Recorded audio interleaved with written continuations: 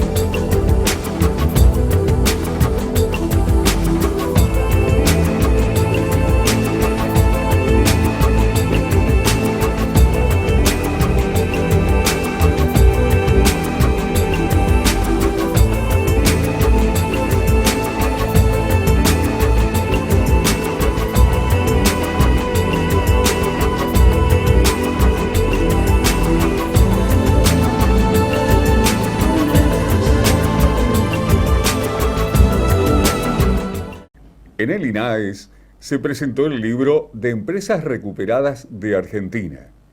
El presidente de INAES, Alexandre Roig, encabezó la presentación del libro Empresas Recuperadas en Argentina. Ocupar, resistir y producir derechos de Gisela Bustos.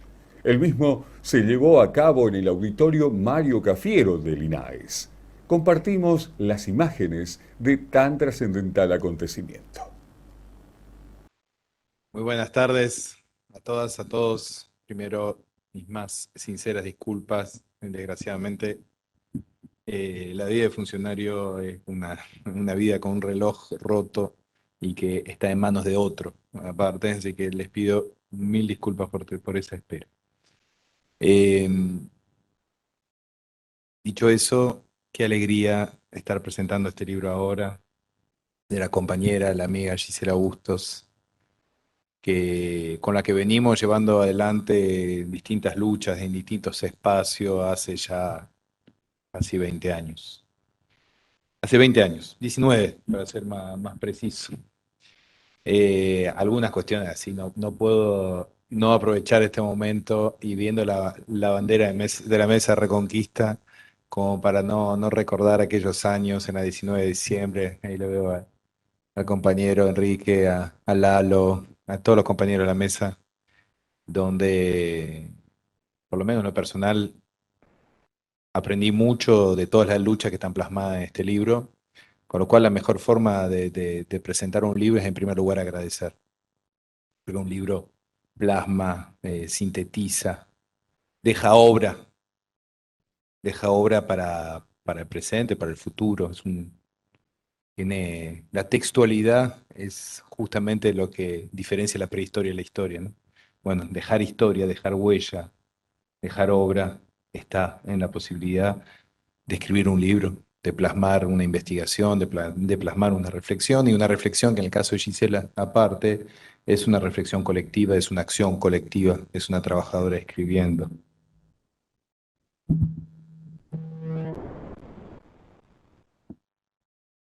Eh, es una trabajadora escribiendo, lo dijo el Vasco recién, no es menor. Que podamos tener textualidades que tenga ese nivel de análisis y que a su vez tenga que ver con una trayectoria, una experiencia, una militancia. Y la prueba de que los mejores caminos son los caminos que no corren paralelo, sino los caminos que se mezclan.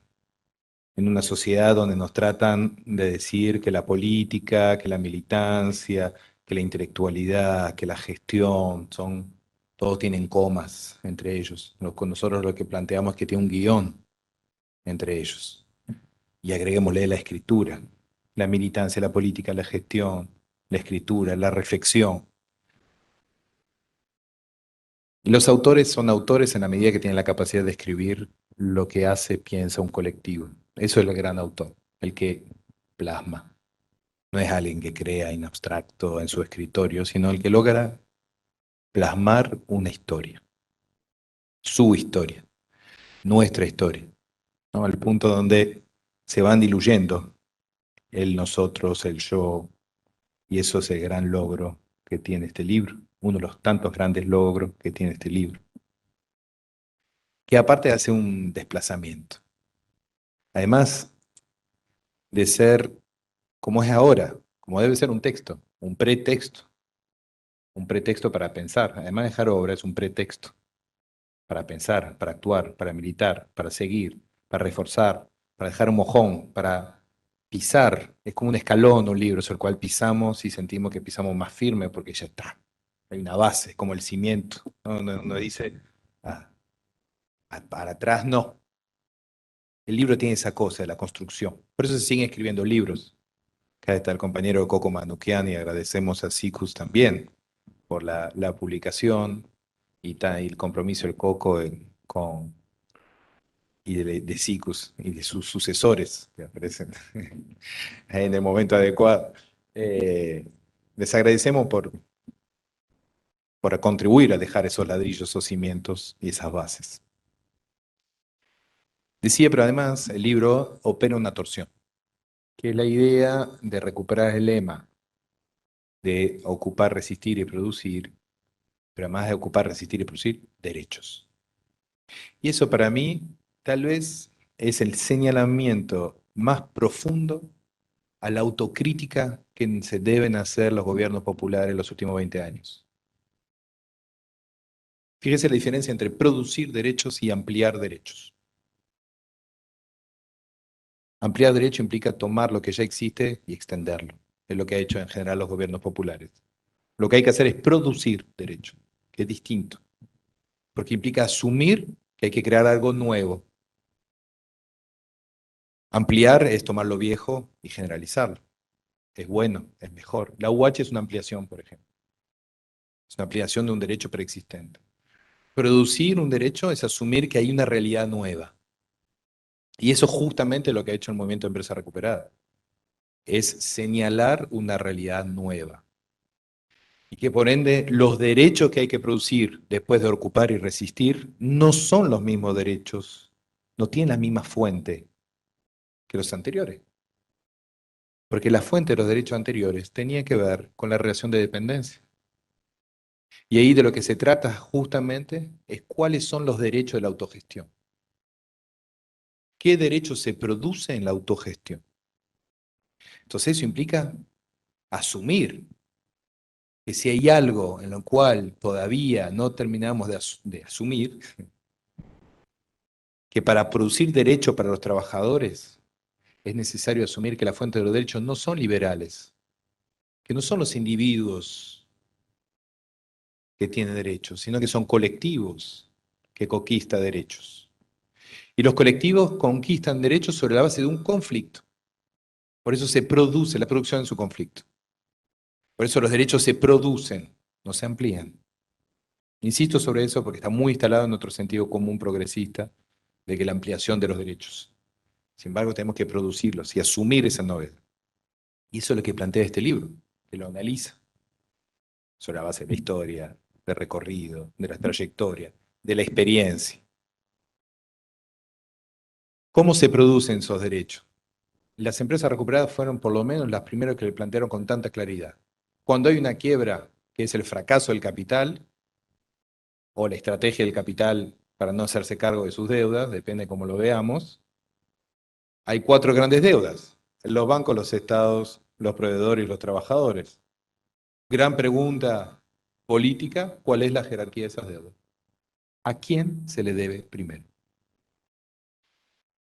Si se le debe primero a los trabajadores, entonces está claro qué derecho se produce. Si se le debe primero a los bancos, está claro qué derecho se produce. O sea, que el derecho se produce en función del reconocimiento de una deuda. Eso es la fuente del derecho. Eso lo que la clase trabajadora siempre hizo, fue asumir que sus derechos tenían que ver con una deuda. ¿Y cuál es la deuda que se tiene con los trabajadores fue, es y será la explotación. Porque no hay nada que pueda compensar lo que se da en el trabajo, que es vida. Eso es la base de la plusvalía, no es solamente un cálculo de un monto objetivable. La vida no alcanza en un cálculo, para ser un poquito menos marxista que la compañera. Hay algo que sobrepasa el cálculo de la plusvalía, que es la vida que uno da. Y eso que uno da, que es la vida, es inconmensurable. Por eso siempre, mientras la producción no esté en manos de los trabajadores, va a haber una deuda con los trabajadores. Por eso la autogestión es la emancipación. Porque es la forma en la cual, la única forma en que en el proceso de producción no se le deba nada a los trabajadores. Es la única. O la socialización de los medios de producción, hay un par de alternativas. Desde el INAE por lo menos tenemos un modelito que se llama cooperativa. ¿Y la cooperativa qué es? Justamente el reparto equitativo o igualitario de los excedentes. Y el hecho de que la propiedad es colectiva. Nada más y nada menos. Bueno, entonces ahí hay algo de la producción de los derechos que son fundamentales. Entonces, no es un libro que me parece, no es un libro progre. Es un libro que plantea nuevas formas de producir derechos. Y esa nueva forma de producir derechos, gran parte de los trabajadores, ya de los, no sé cómo encomillarlos de mil maneras, lo que algunos llamamos la economía popular, pero que tiene que ver con los trabajadores que generan su propio trabajo, son, si yo insisto con esa imagen, si el movimiento obrero organizado es la columna vertebral, la economía popular es la médula. Es decir, es por ahí donde pasa la energía, donde pasa lo nuevo, donde ocurre algo nuevo. La columna vertebral es fundamental, la médula también. Y hoy, si podemos, pues si no corremos riesgo de tener una columna bífida, si corren por camino distinto, solo tenemos que lograr que sea una columna que tenga la energía de lo nuevo y la fortaleza de lo histórico. Este libro, en ese sentido, dentro de un mundo donde hay varios libros sobre empresas recuperadas, de hecho, en un campo donde hay empresas recuperadas, pero eso es un libro escrito por una trabajadora. Y hoy una trabajadora de Estado, también. Eh, Ayuda a la toma de conciencia. Y quiero terminar con esto. Nosotros estamos en condiciones hoy, dado el estado actual del mundo y de nuestro país, de pasar, y hago eco exacto de lo que planteaba el Vasco recién, de una posición de resistencia a una posición ofensiva. Nosotros tenemos que dejar de dar explicaciones, tenemos que dejar de dar pruebas, tenemos que dejar de explicar de que lo que hacemos es posible. Ya el lema no es que otro mundo es posible, es que nosotros realizamos esa posibilidad. Con lo cual la pregunta es, ¿por qué no lo expandemos? Y hay que invertir el peso de la prueba. Y tenemos que empezar a preguntar a los otros por qué no tomar ese camino. ¿Cuál es la ventaja del otro camino? Nosotros conocemos la ventaja del camino que nosotros mostramos y que es posible. Estar en la ofensiva es dejar de dar explicaciones. Estar en la ofensiva es preguntarle al otro cuáles son las razones por las cuales habría que seguir ese camino tan nefasto que es la forma de organización capitalista extrema en la cual estamos. Y ya sobran las voces, los actores, las experiencias para saber que ese camino es posible. El libro de Gisela es un gran peldaño en ese camino. Es una base, y una fuerza y una potencia que solo puede ocurrir en aquellos que mezclan en sí las experiencias que en otros corre por separado. Así que para nosotros es un orgullo tener una compañera con Gisela entre nosotros, entre nosotras, y una alegría poder compartir ese libro hoy. Así que felicitaciones, compañera, por esta gran obra. Bueno, contar simplemente, no me queda mucho para agregar con todo lo que dijeron los dos monstruos que me precedieron en la palabra, pero decir que, bueno, ratificar que esto no es un libro, que esto arrancó como una tesis. Eso significa que una tesis tiene distintas reglas para ser escrita, que tiene un objeto de investigación, que para nosotros era particularmente la potencialidad de las empresas recuperadas como mecanismos complementarios de acceso a derechos fundamentales para sus integrantes, pero también para la comunidad, y cómo eso demostraba la necesidad de marcos regulatorios eficaces, ¿sí? Que los marcos regulatorios que hoy, a 20 años de aquel argentinazo, siguen siendo limitados, cuando no hostiles, abiertamente hostiles a esta experiencia. Y también echar luz sobre aquellos marcos normativos, jurídicos que fuimos pariendo en estos años de experiencia en clave de diálogo y que son, sin lugar a dudas, superadores. En ese sentido, tenemos la experiencia de San Martín y aquellas ordenanzas que con mucha humildad fuimos construyendo de forma colaborativa en esa experiencia tan linda que es la mesa y que hoy tratamos de exportar a otros distritos, a otras experiencias y demás, y que hoy tratamos de exportarlo desde acá, desde el INAES, lo hicimos también desde la dirección del Vasco. Contar eso, que esto es un trabajo colectivo.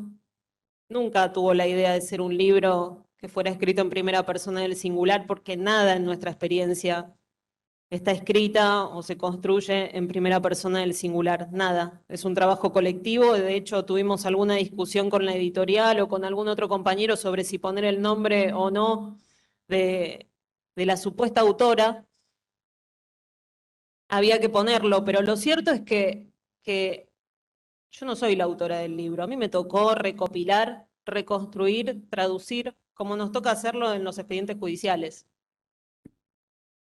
Simplemente traducir, reconstruir, recopilar lo que en la fábrica se hace y hacemos a diario al compás del sonido de nuestras máquinas. Ese era el objetivo, hacer un trabajo que pudiera plasmar por fin esta experiencia que desarrollan las empresas recuperadas y plasmar esto de clavar un mojón en la doctrina jurídica. Nosotros, algunos lo saben más, algunos lo saben menos, pero las empresas recuperadas, cuando tenemos que ir a defender compañeros y compañeras que están tratando de recuperar su unidad productiva, estamos muy huérfanos de todo tipo de institucionalidad. Cuando no nos desconocen, más bien nos tiran en contra, ¿sí? Pensemos que todo el andamiaje jurídico está pensado para defender al capital. Entonces este tipo de experiencias no le causan mucha gracia. Y es así que con nuestra experiencia, además de producir en la fábrica, de comercializar, de tener la vista atenta a eso, también tenemos que pensar en cómo nos vamos dotando de nuevos andamiajes. Y peleamos con esta característica tan típica de las empresas recuperadas, peleamos por no quedarnos en los márgenes, sino pelear y disputar institucionalidad. Y peleamos por normativa, como nuestro proyecto de ley nacional de recuperación de unidades productivas que presentamos el año pasado en el Congreso, pero que en realidad recoge el proyecto histórico de ley del Movimiento Nacional de Empresas Recuperadas. Peleamos por fallos jurisprudenciales que nos den algún andamiaje, por dictámenes de la Fiscalía. Peleamos por ganar terreno en ese camino y también teníamos que pelear por ganar un pedacito de terreno, clavar ahí un mojón en la doctrina jurídica, que es esto que se escribe, que es esto que después puede servir como fuente para nuevos fallos, para nuevos precedentes, para que tengamos mayores apoyaturas. Así que ese era nuestro objetivo y esa tarea, como a otros compañeros les tocan otras, como a Enrique le toca poner la matriz en la fábrica, como a Eli le toca sacar los costos, como el Fino es el presidente de la aceitera, como cada uno y cada una de nosotras, como Edith hace la parte administrativa en La Matanza, como Ali o como Lili son el consejo de administración de CUP. Bueno, como cada uno de nosotros y nosotras tenemos nuestras tareas, a mí en particular, y eso sí era una tarea personal, a mí me tocaba la tarea de hacer esto, de plasmar toda esta experiencia en la clave de las ciencias jurídicas, de dialogar la academia jurídica para clavar ese mojón. Así lo hicimos y hoy estamos pudiendo presentar este trabajo, que me niego a decirle libro, porque nunca fue pensado como un libro. Hoy podemos presentar este trabajo a 20 años de aquel argentinazo, a poquitos días de cumplir los primeros 19 años de la Cooperativa de Trabajo 19 de diciembre. Hoy podemos presentar este trabajo acá. Seguro habrá otras presentaciones más adelante, pero esta nos parecía crucial, oportuna y pertinente. Así que yo simplemente decir que el título de este trabajo nos llena, y a mí en particular me llena de orgullo, que nos prestaran para el título de nuestro trabajo, nos prestaran este lema, esta consigna y esta bandera que vaya que nos une y nos organiza cuando tenemos que dar la pelea en cada fábrica, como la dimos en cada una de las que están acá y como la seguiremos dando. Es el lema que nos une y nos organiza cuando podemos festejar que triunfamos, porque sacamos un fallo que nos protege, porque ganamos una continuidad, porque el laboratorio puede seguir produciendo, porque los frigoríficos pueden seguir produciendo y podemos ir por más, porque las chicas de Rodríguez pueden seguir laburando en mejores condiciones. Vaya que este lema nos organiza y ahora organiza también este trabajo. Así que a 20 años de ese argentinazo que nos cruzó en lo personal, en lo político, en lo laboral, acá en esta que ahora también es nuestra casa, seguro que podemos decir que vamos por mucho más: ocupar, resistir y producir derechos. Muchas gracias.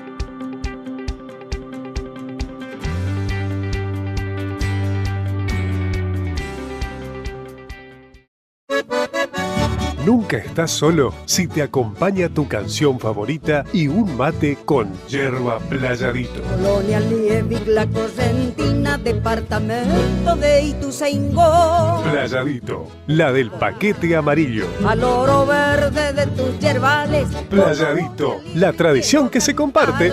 Mezclando ritmo chamamecero.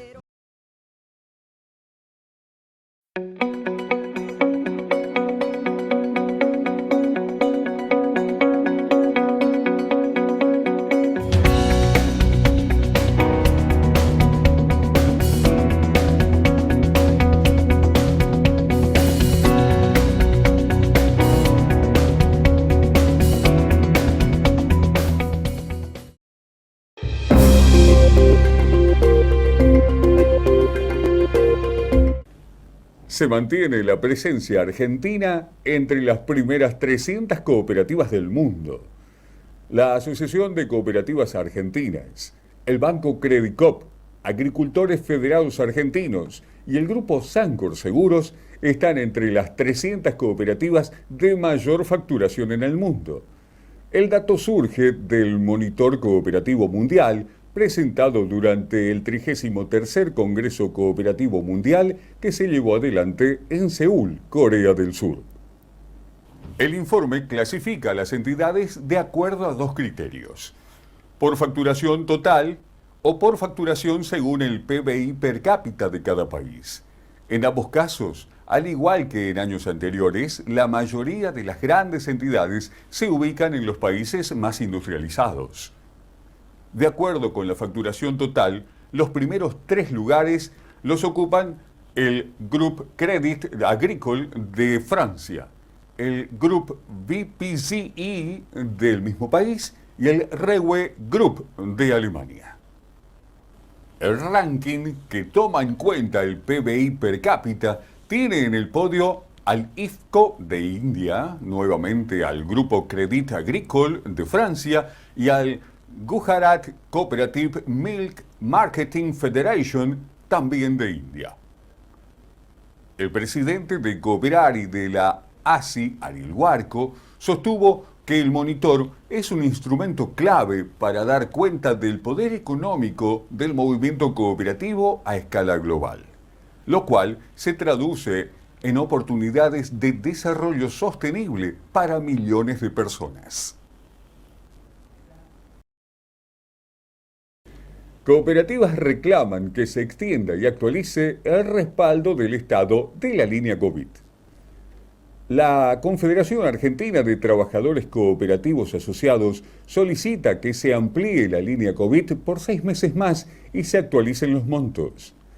El presidente de la Confederación alertó que la precaria situación en la que se encuentran casi 40.000 trabajadores del sector, dado que en diciembre estarán recibiendo la última cuota de la línea COVID, que aporta el Estado para paliar la crisis causada por la pandemia y las dificultades económicas que arrastra el país. Ahora se vienen meses de baja actividad donde dichos asociados van a quedar impactados por el retiro del Estado, ya que a mediados de mes se realiza el último aporte de línea COVID. Desde la entidad resaltaron la necesidad de extender por otros 6 meses, hasta junio, la ayuda estatal, en especial en este contexto donde se están teniendo noticias de nuevas variantes del COVID. Entramos nuevamente en una zona de incertidumbre, resaltó Martínez. Además, Conarcop pidió que se actualice el monto que perciben sus asociados, lo que equivale actualmente a 11.000 pesos. Necesitamos, en síntesis, una extensión del plazo y una suba del monto de línea COVID para poder mantener los puestos de trabajo, brindar...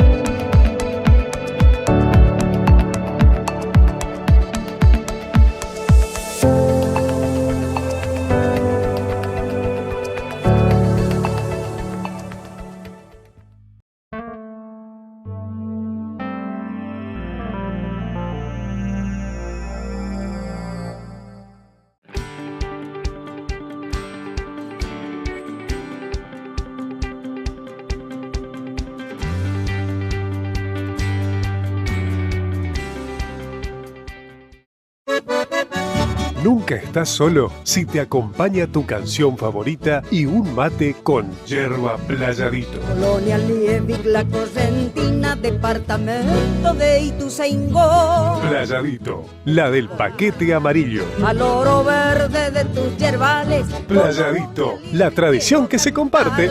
Mezclando ritmo chamamecero.